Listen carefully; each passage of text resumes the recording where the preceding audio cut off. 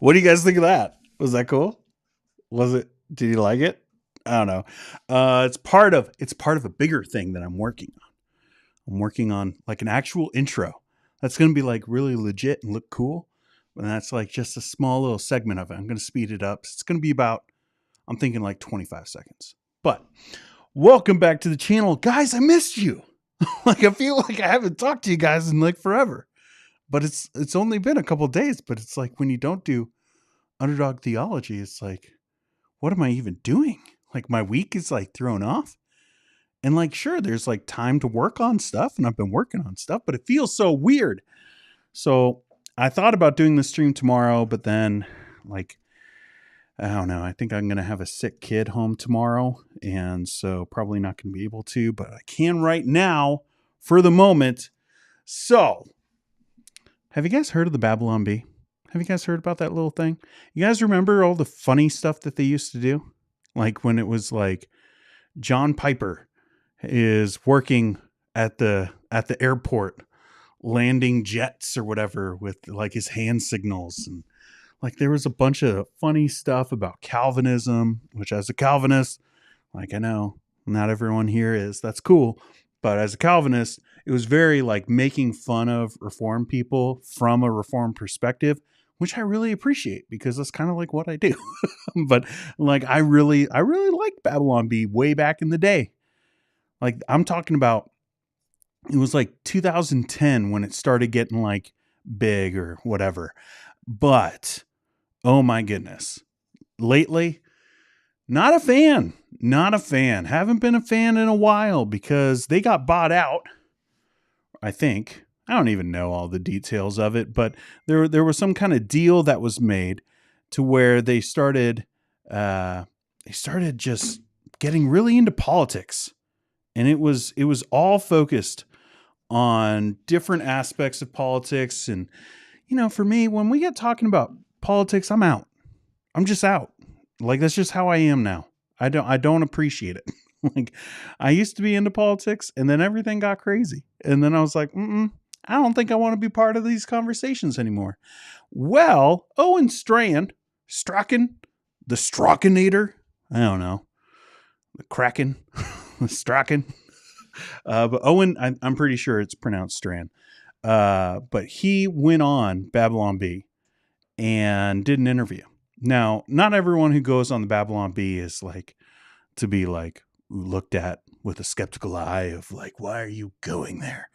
It's a big platform, and some people have taken advantage of that. Some people I actually like.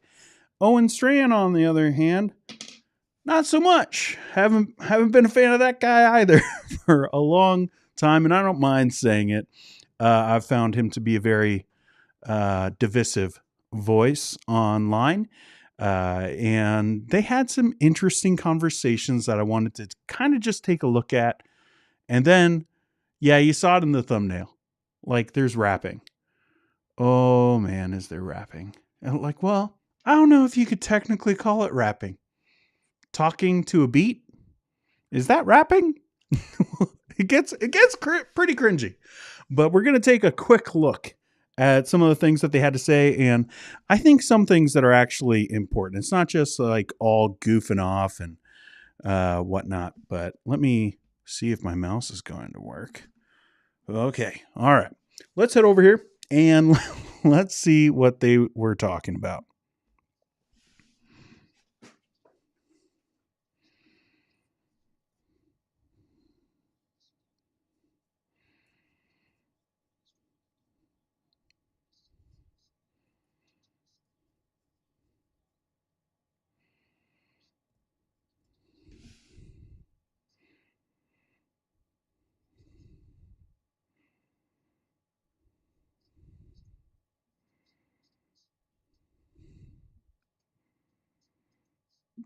All right, so maybe you don't know who Owen Strachan is. I just realized that might be a thing. Like you might not know who this is.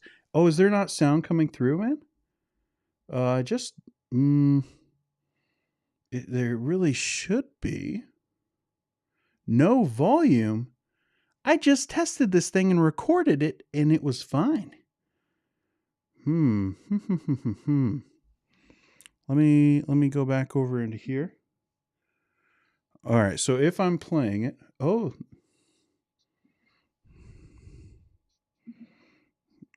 let me do something here. That's embarrassing. I haven't streamed in a while, I guess. For the tough If I do it issues that and way, it'll stuff, come and through, I'm right? no solution to the That should be world's coming through problems, but now. I'm like, if our Okay, let's see. Let's go back a little bit. All right, but Owen Strachan is a professor. He used to be at Midwestern Baptist Theological Seminary, which is one of the bigger, more influential Southern Baptist seminaries. Although they're all pretty big and they're all fairly influential, depending on their stuff. But he left that and he started his own thing. Like there was some kind of cooperation with a few other theologians, and they started what is it? Is it Grace Baptist Theological Seminary? I always think that it's strip mall seminary because everyone kind of teases it as because they're meeting in a strip mall. Um, and I think they even made shirts. I think they made hoodies about it. But he's a professor there and he's teaching systematic theology. But I want to be like crystal clear, even though that seminary, I don't think it is accredited with anything because it's very small and getting started. But he has a PhD. I'm pretty sure it's a PhD. He is a guy who knows his stuff, or at least no, I won't say that. He's educated. He's a smart guy. But yeah, he's very influential in the Baptist world and has been for years. And also, I believe at one point he was the president of the Council for Biblical Manhood, Womanhood. I believe that that's the case. I might be wrong on that. Someone fact check me. Where's the sound guy? The sound guy can go and he can fact check me. The sound should be working now. Let's listen. The seminary, and you've got the online thought leader side. Can you tell us about how, how that event, the Pastor Story Hour, how was that part of your broader philosophy of ministry, both to your seminary students and to the broader culture that reads your books and reads your tweets? Yeah, I feel a certain level of call from God to try to be out in public, because I think the church in particular in this era is like on its heels. A lot of Christian thought leaders don't want a bad brand. They don't want to be known for the tough issues and stuff. And I'm no solution to the world's problems, but I'm like, if our Savior is a great Savior who has died for our sins and conquered death, hell, and Satan through his work on the cross, I'm not supposed to be the fearful one. I'm not the one playing with a bad hand here. You're the one playing with a bad hand, world. So I just want to be out there, not against anyone in particular. We're supposed to speak the truth in love, Ephesians 4:15. But that's what I want to do. I want to be salt and light in whatever small and inadequate way I can be, Matthew 5. So this was just an opportunity. Honestly, it wasn't my idea, this particular one, but it was an opportunity to try to show people like bold Christianity. And when you see it, you're like, we can do that? And you can, like the great need of the church in our day is just not superstar Christians, just loving Christians who are bold in public. That's okay. So a couple of things I wanted to bring out. Like I'm not going to watch like the whole thing with you guys because it's 50 minutes long. All right. So if you're one of those people that's always like, Dean, why do you just play the clips? You never give us the context. Because we'd be here for 5 hours. But I summarize it. I don't take things out of context. I let you know what happened before and after. But like, we're not going to look at the whole thing. So what I want us to look at there was the point that he made about how he feels called to be in the public. I don't like it when we use those kind of words, like biblical words like calling, and we ascribe them to everything in our lives. And also there's just like not a call to be a public person. Now you can feel like this is something I felt like I needed to do or that I was passionate about, but to use those words I think is like, you're not a prophet. And I know that Owen Strachan would say like he's not a prophet. He's not like called in that way. But when we use those kinds of words, we can get really confusing, and people could be like, we really needed Owen Strachan. He's saying like, I'm not like the solution, but you know what we need? We need people like me. Like, we need people to be public and be loud. And in the context of this, they're talking about like pastor story hour as compared to a different kind of story hour that was going around in the world. And they decided, oh, we'll do our own thing. And like right away, you can sense like when I do like those letters from the culture war, this is what I'm talking about. Like these people that think like, oh, well, it's a war of the cultures and the Christian culture just needs to win. And so we need to be out there fighting like the culture war publicly online, using Twitter, doing all the things for the culture war. We're not in a culture war, folks. Like, we're called to just love Jesus and to love people. And yes, we confront error where there's error, and we show where the Bible says, hey, this is error.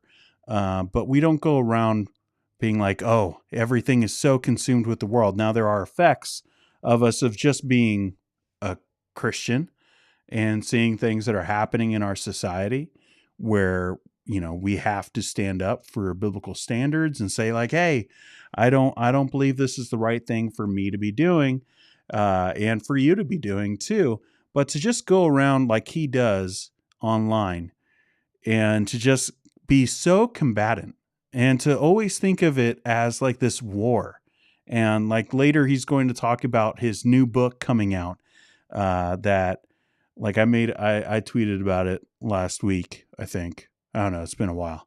Like I said, not doing underdog theology is throwing everything off for my week. But like I tweeted about it because the cover art was so bad. But it's like the war on men.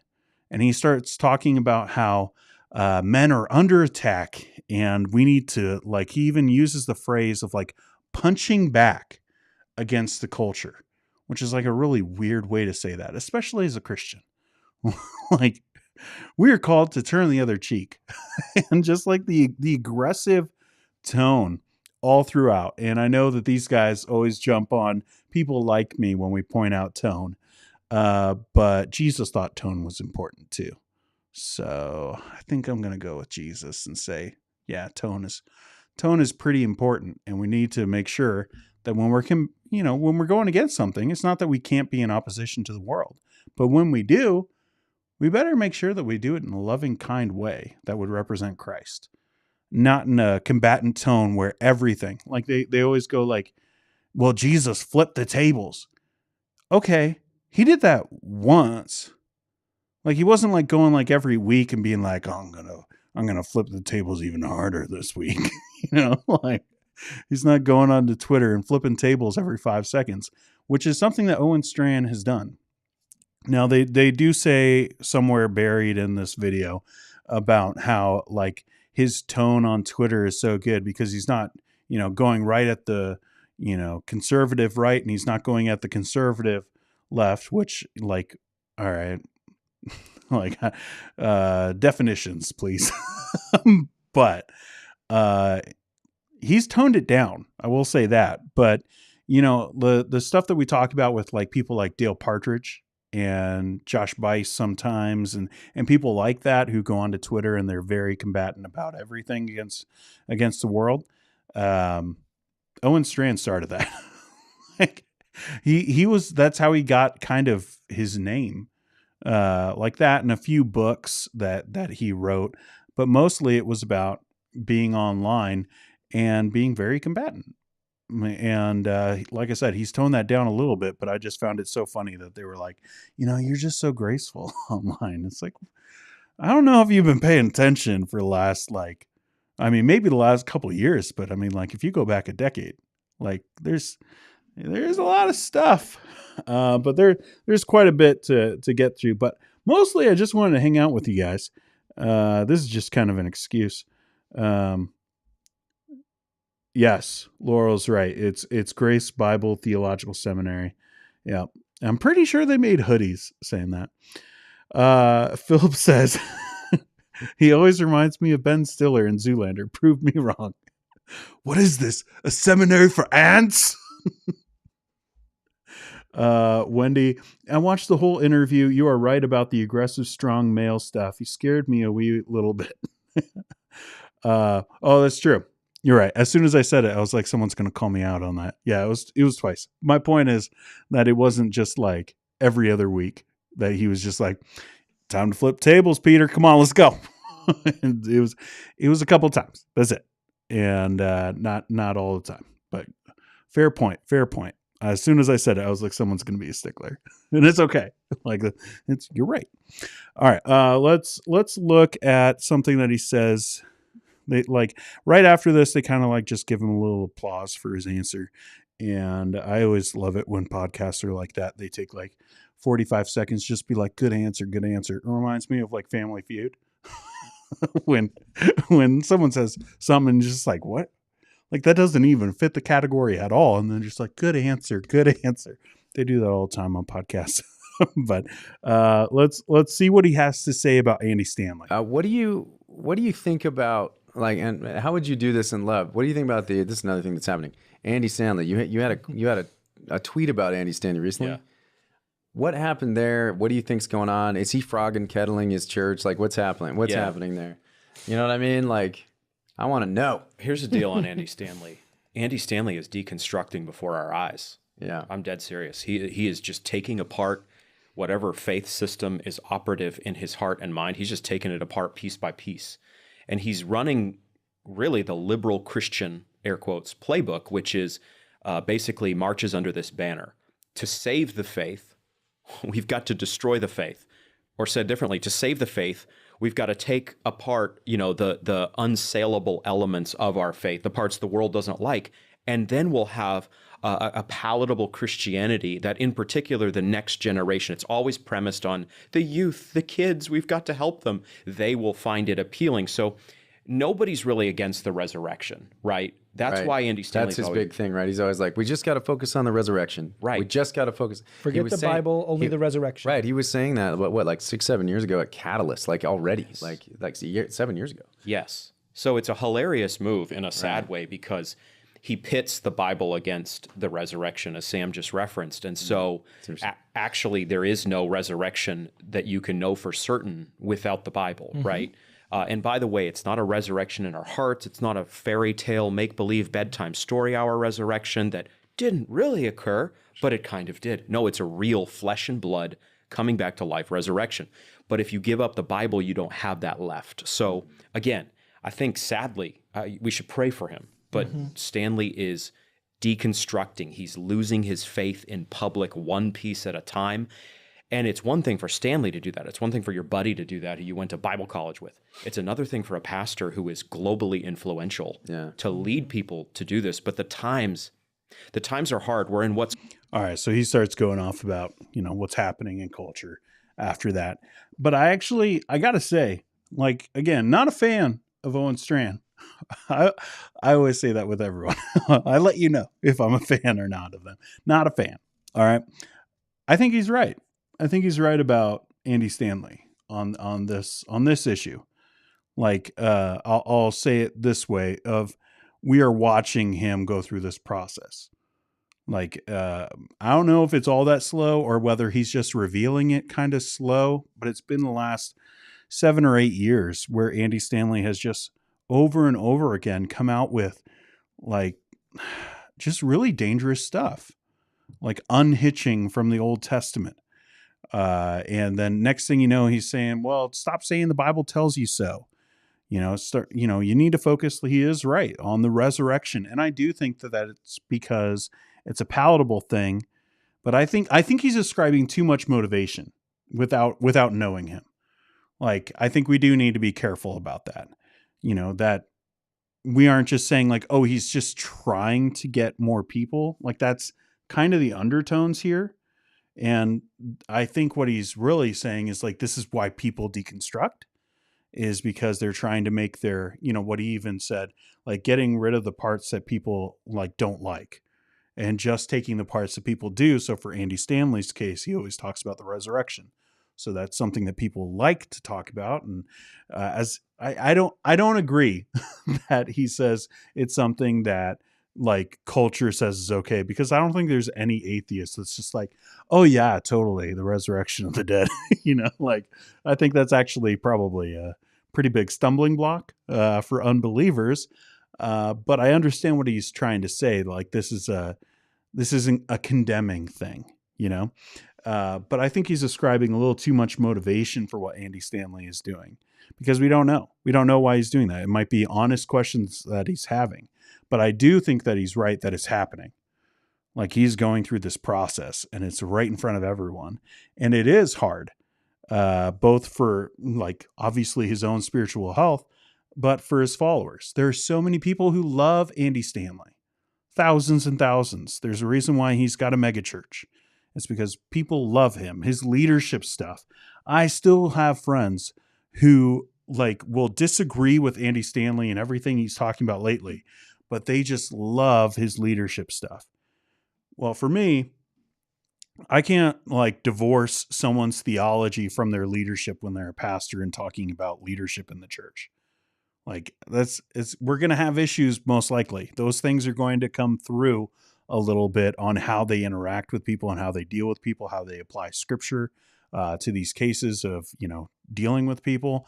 But my point is that people still love him and he has a lot of influence. And I do think that Owen Strachan is right when he's saying like, you guys need to be careful about this guy because he is deconstructing right in front of us. And I think in this case, that is accurate. Now, why he's deconstructing, how far, all those kinds of things. Like for me, I already ascribe him to be a false teacher. Like, because he's saying basically you don't have to believe the Bible. It's not just like, oh, we have to interpret verses a little bit differently. There are some sections that he's just like, nope, it's not true. And for me, that you teach that falsely, you're going to be a false teacher. Now, it doesn't mean that you're a heretic. Okay. There's categories for these things, folks. It's not always just, off into the deep end of the pool or, off a cliff or whatever illustration you want to use. But there are categories to these things. And I think he's probably got him in a different category than I would at this point. But I don't know if that's going to progress with Andy Stanley. None of us know. And I don't think that we should ascribe motivations to what he's doing necessarily. On some specific things, very clear. But generally, like I think we can, just be like, he's going through something. And I do think some of the things that he said lately about biblical sexuality, I've videos here on my channel where I've talked about it. I think that there are reasons why he's saying that, but why he's going through this process altogether, I don't think it's necessarily like 100% true that he's going after people. And that's where I would disagree with this part of the interview, is that Owen Strachan is basically saying like, this is why. And we don't know that. And I think we need to be really careful when we're just saying like, this is why someone is doing something, unless it's abundantly clear. And there are some parts, like I said, on biblical sexuality, I think it's abundantly clear why he's going that route. But he wouldn't be the first to do it. Yeah. Pamela says his tone on Twitter is just a small tad toxic, like a Mack truck. Yeah. I don't think I would be able to disagree with you on that. Let's get to the heart of this thing. So he goes through the interview and he's talking about all kinds of things. But at the 16-minute mark, there's something that's pretty interesting. 16. We can't or shouldn't have women in the public square. Of course we should. But we've got to have strong men punch back against the idea that young men in particular are toxic. And so they should just step back and have nothing to say and contribute nothing and shut up. And that's what wokeness is telling young men in general, conservative young men, religious young men, white men to some degree. Who cares about skin color? But that is what it's saying. It's shutting down young men in general. And we've got to say to young men, for example, you are not toxic. Mm-hmm. There is nothing about you that is toxic. You're a sinner. You're a sinner. You need the grace of God through Jesus Christ, just like I do. You need to be redeemed. You need to be born again. That's a pretty strong thing to say, but you're not toxic. Toxic is a therapeutic category where with no hope of redemption, you're just perpetually therapeutized. We offer something way better than a therapeutic worldview. We offer redemption in Christ. So we need to say some of these things. In the public square. In the public square. Okay. So I think I see what's going on. Now I'm not going to ascribe motivations to anything, but it seems to me like someone's been watching Jordan Peterson and is trying to replicate that with Christianity, and to speak to these young men who feel detached from the rest of culture, and have been told things like they're toxic, and he's trying to be like, no, you're not. Now, there's a couple things to that. One, everyone has value. Like that's true. Like everyone has value. No one is beyond Jesus's help.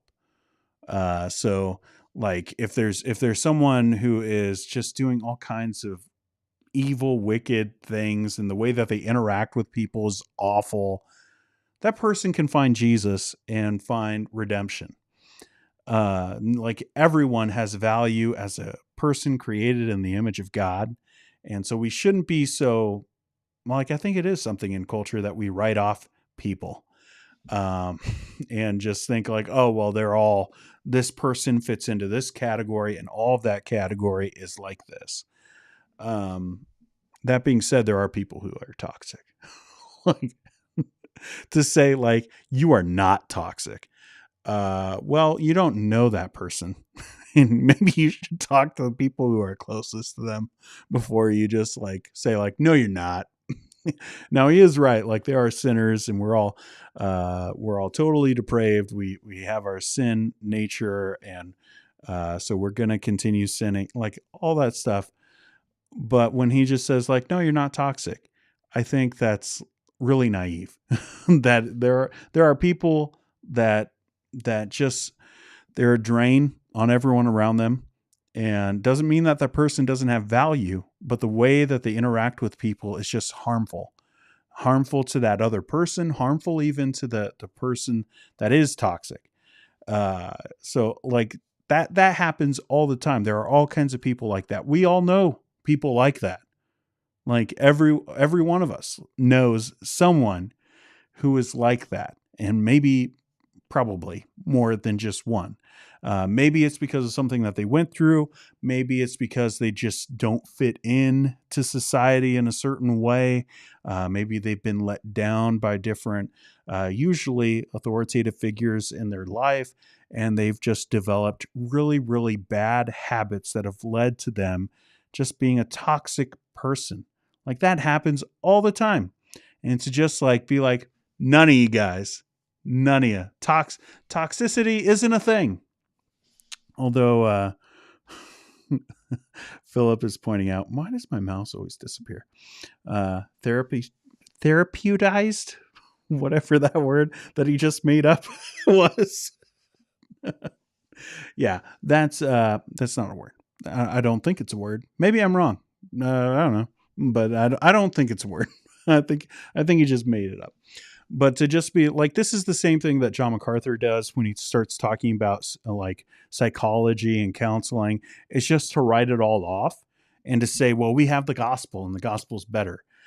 And like, yes, the gospel is better. And yes, the gospel does have an effect, but that's not to say like all of psychology can be thrown out the window and we don't need any of it. Like, no, we have issues. If like, especially as a Calvinist, if you believe that people are totally depraved, like, which means like you are entirely depraved, every aspect of who you are has been affected by sin. That's what total depravity means. Then of course your mind can be affected by sin, just in the same way that your lungs could be affected by sin, because you get sick. That's an effect of sin. Your mind can get sick. There are different chemical imbalances that can happen inside your brain. Like, so yes, we need psychology. Yes, both medicinally, like we sometimes there needs to be medication involved, but also just different aspects of counseling, like and not just all nouthetic biblical counseling. There are things that people need in order to become a more fully functional individual. And so to just like write it all off and to just be like, no one's toxic, and we have the gospel, so like it sounds good. And for his followers, I'm sure that they're going to watch that, and especially the young men, they're going to be like, he gets me. He so gets me. And the thing that probably scares me the most about stuff like this is like, this is what Mark Driscoll did. Like he kind of bashed Mark Driscoll in throughout the interview. There was a section where he seemed to really go at Mark Driscoll, but he's kind of using his playbook. And I think Jordan Peterson is kind of doing the same thing. He probably doesn't even know who Driscoll is, though, but he's doing a similar thing where he's just talking to men who feel like they're on the outside looking in and trying to capitalize on that. Now, again, I don't know about motivations on why. Maybe he really feels genuinely about it. But when you just start focusing on one specific group like this, you can fall into some traps where all of a sudden you're just telling them what they want to hear. And you're writing off reality, like the fact that some people are toxic. And you're just saying like, no, you're not. And if it's one thing to say that online and to be like, no, you guys are all great. You have no problems. Like you just don't. And then to like understand that person has a real life outside of them just watching you on a screen, and that there are people that they interact with who they might hurt, and they might hurt emotionally. They might lash out at them, and they might be toxic individuals. And you just to say like, no, you're not. And you just tell them what they want to hear. Next thing you know, you got a following of all young men. And I think that it's an effective tool to get a following, but to have like actual real change in someone's life where you see them, for him, all he's talking about is like biblical manhood. And I've yet to hear like a great definition of biblical manhood, by the way. But they're all about that and saying like, oh, the war on men, and they're saying masculinity is so toxic and all that stuff. And like, they're just being a little toxic themselves. Like they're just kind of giving into the whole thing. And, they're telling people what they want to hear, and they're not going to change that behavior that is detrimental. If you don't want to use the word toxic, fine, I don't care. But it would be detrimental, or to use a biblical category, sinful. And you're just kind of being like, no, you're not. You just need to grow up a little bit. Follow me, and, I'll teach you how to be a man. And it's just like, you're not with them. You're not with them. And like, those kind of people are drawn to like these authoritative figures, and they just get a following, and there's not even real change that's happening with their followers. And maybe superficial things, like I'm sure that Jordan Peterson probably has a lot of people who wear suits now, as if that's what it looks like to be a man. Or for Owen Strachan, maybe they're going to be rappers, and wear Adidas. I'm just glad he's not wearing the hoodie. Like, I've seen interviews of this guy where I think it was on Unbelievable when he went on with someone, I forget who it was. But he was like wearing a hoodie, and he was just like this the whole time. And it was like the funniest. It kind of reminded me, not just the Bachelor. He's short, like whatever. Like people are tall, people are short.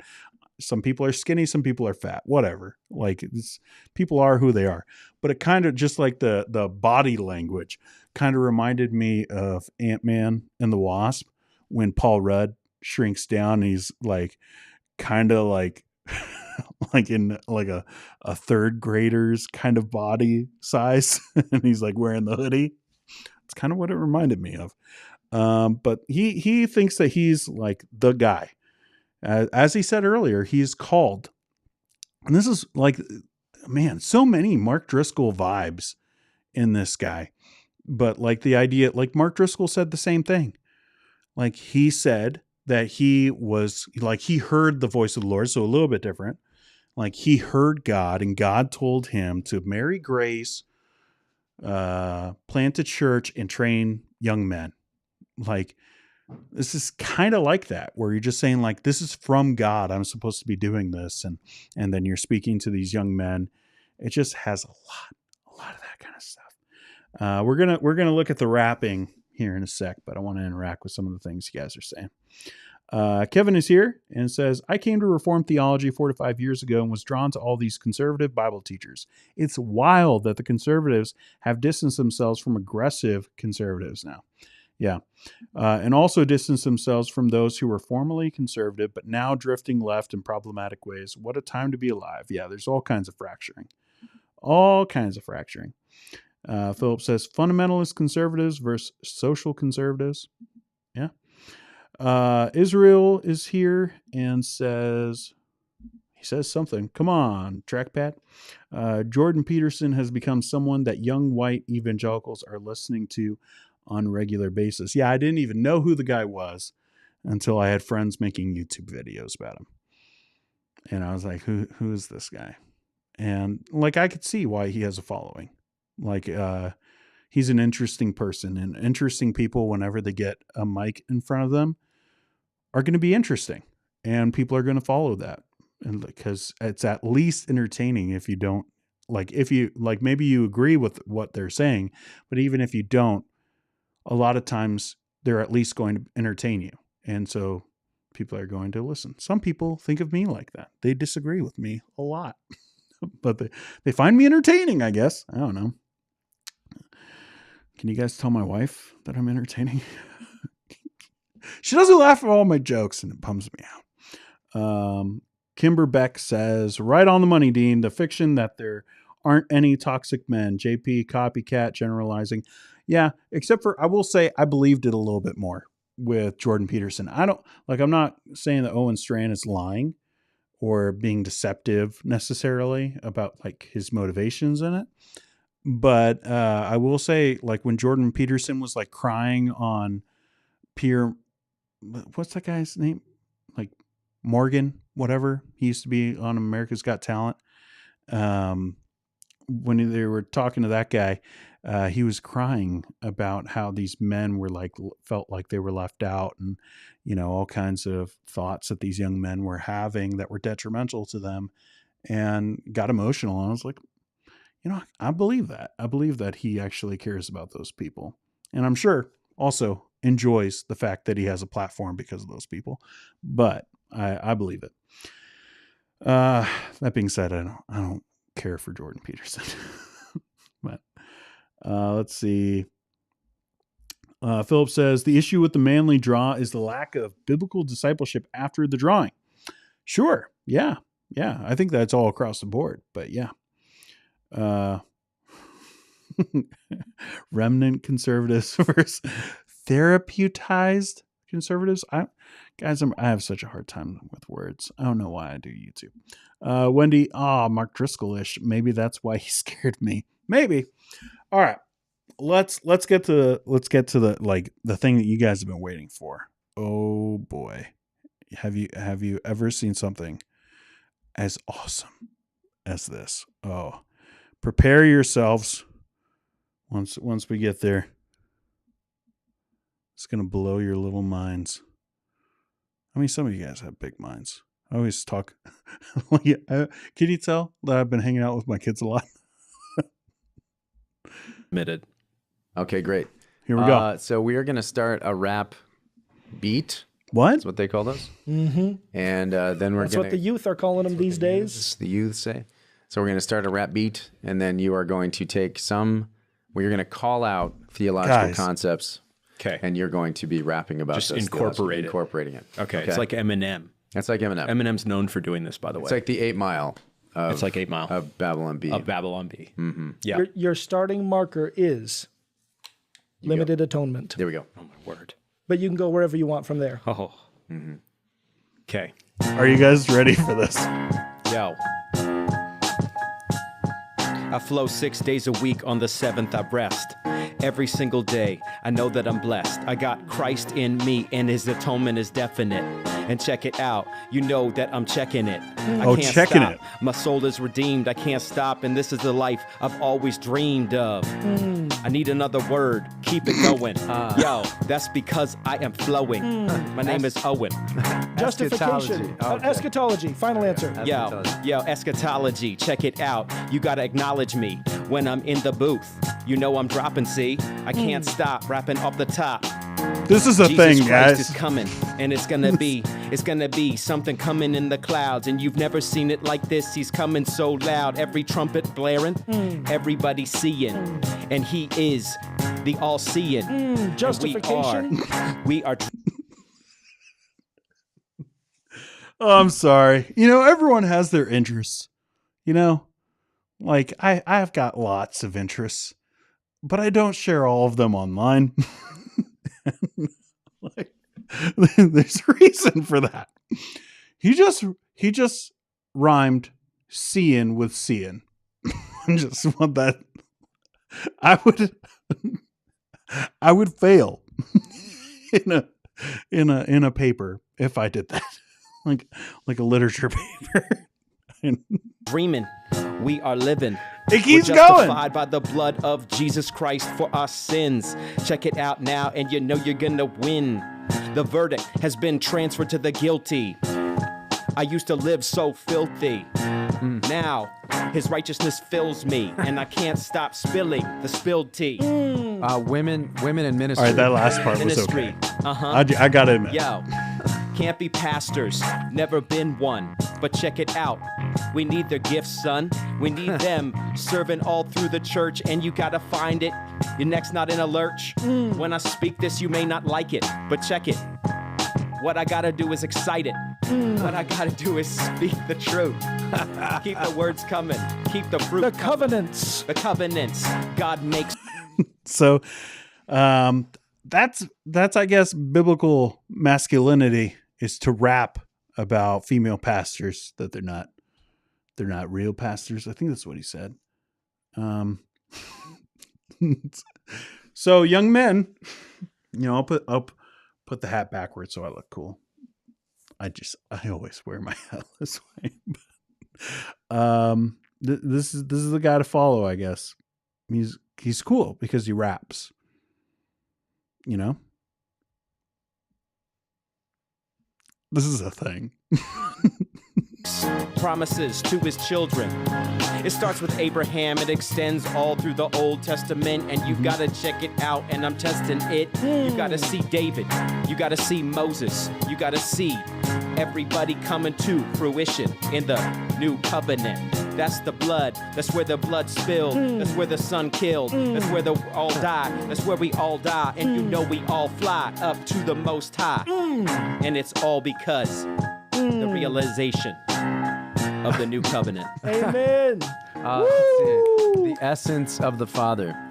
Yo, It's essence still of the Father. The essence of the Father. okay. This is where you stop and you go like, this is a big show. This is like they got a big platform over there with the Babylon Bee. Like where is like the producer? It's just like, all right, we gotta stop, guys. Like there's gonna have him rap about every theological subject. Nope. You know, I was a kid who grew up in the 2000s playing basketball, and I'm white, so I listen to Eminem a lot. And, this ain't that. Is all deity.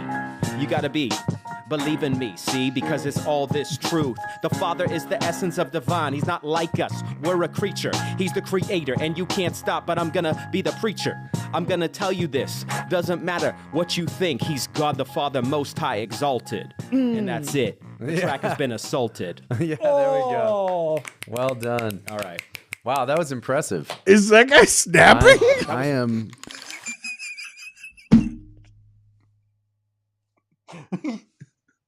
Is this like poetry? Oh, this just reminds me of like, so I married an axe murderer, and when Myers goes up, it's just like, whoa, man. And then I'm not in that world, but I'm fairly confident that's not what people do when it's just like a really killer rap, you know?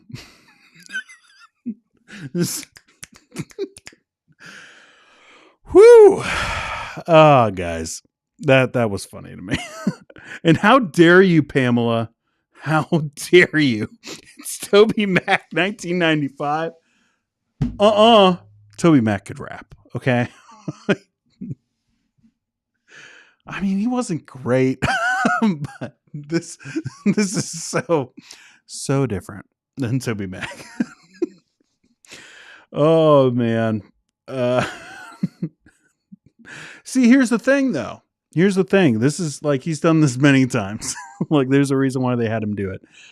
This is an ongoing thing with Owen Strachan. He says that he can freestyle rap, and then anytime that anyone asks him to do it, he does it. And well, is it rap or is it just talking to a beat? Because like, I could talk to a beat, but I can't rap. I'm just saying. Like, I like Eminem, but can't do it on my own. I really wish I could unhear this. Too late. Too late. It's with you forever. You're welcome, internet. Double sigh. Oh, guys, like, again, people can like what they like. It's kind of fun. You like rap? Cool. Just like, maybe think through it. Like, even if you're like, I don't know if I could freestyle, maybe come up with something, and then you can, do it on a video. I don't know. I just thought it was really funny, and I wanted to hang out with you guys and see what you guys were up to, and remind you guys that my channel still exists. It's still a thing, even if we're taking a little break from Underdog Theology. We're working on some stuff. Hey, I could show you some stuff. Maybe you don't follow me on the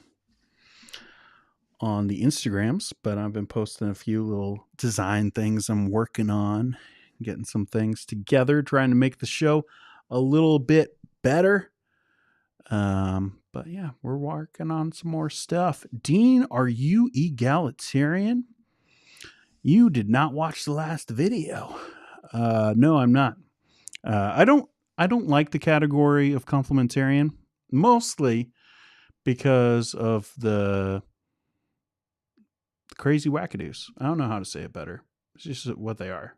Like, some of the crazy wackadoo complementarians, who like use it as a system to like really push women down. And I think that's a thing that happens. Okay. Not every complementarian, but there's some, so no, I don't call myself a complementarian. If you were to put me into a theological category, I'd probably mostly fit into a soft complementarian position, but I don't accept the term. I don't use it for myself, but it is helpful in describing, what I think more than that, more than just taking 45 minutes every time to explain where I'm at.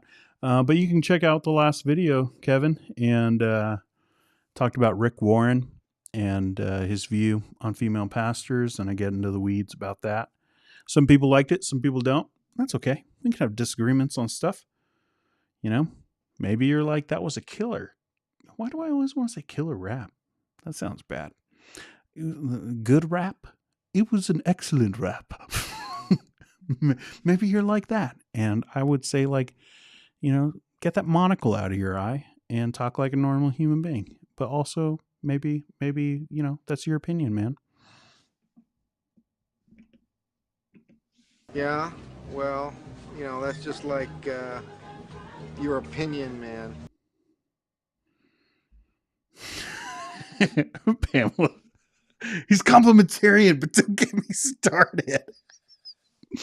Oh, that's funny. I have barely controllable. I have the barely controllable urge to almost rhyme every sentence I type now. I hope you do that. Like, just do it for a while. You know, maybe you've really found a talent for yourself, Philip. Something you didn't know about. You're welcome. I don't like complementarian versus egalitarian. We should strive to be biblical, which is different compared to both. Yeah. It's a hard thing because, like, people ask me that about, like, people will say that about, like, Calvinism. And they'll be like, well, I'm a biblicist. And I've heard that for years. And it's just like, well, it's just, everyone's a biblicist. That doesn't tell me anything. Like, where do you stand, man? I stand on the Bible. Well, so does that guy. So does that guy. And they're on opposite sides of this thing. So, like, say what you are. So I do like terms, like, to hopefully represent where you're at, you know, and do it in a shorter time. But those are the two categories. And I just refuse to associate myself with complementarians at all. Like, because there's just some really crazy ones. And, like, I'm not saying you're crazy if you're a complementarian. I'm just saying, like, there's, like, that same camp has Mark Driscoll. Mark Driscoll was, like, the guy on complementarianism who was younger for a long time. Like, people like to, like, be like, oh, he was just up there planting churches and, you know, whatever. He was the guy to go to about biblical sexuality, gender stuff, like all the stuff that he's still trying to, like, say that he's the authority figure on. He was doing that back in the day, except for everyone was like, yeah. And you saw how that turned out. So you sound like all my, yeah, exactly. that's exactly what I was saying. Okay, sorry, I don't know what I'm talking about. I don't know what's going on. 'Twas an exquisite rhythmic poem. Why doesn't my mouse work? That's what got me. Like, just why? Why are you snapping right now? So weird. Okay, that's it. That's all I got for you guys. I'm still alive. That's the main message. I'm still alive and I'm still making YouTube stuff. And I'll be back at some point. Not on Monday. Another Monday off. What a lazy YouTuber. He's not even making videos. I did today, right now. You guys like this window thing? Does it look like a window? Someone tell me it looks like a window so I can feel better about all the time I spent on it. Oh, guys, the stuff that I spend time on and then, like, scrap, and I'm like, this is stupid. Oh, so much. Gotta run. It ain't for fun. Gotta work in the morning, so gotta get snoring. How does he do this? It really annoys me-ish. Here's the thing, bud. Ish and is doesn't rhyme. So you failed with your first comment, Philip. You failed. I failed you. Do you guys... Can anyone do a good Michael Caine? Like, man, every time I hear failed, I just think of Dark Knight Rises. I failed you. You trusted me, and I failed you. It's not a good Michael Caine. I wish I could do better. Isn't he? Man, I look forward to Philip's comments, always. Even if they don't rhyme. You know, I'm kind of hoping for a little bit he tries to keep it up. But Philip is hilarious. All right, guys, I'm going to head out. This is Proof of Life video number 1, and I'll be back at some point. Have a good night.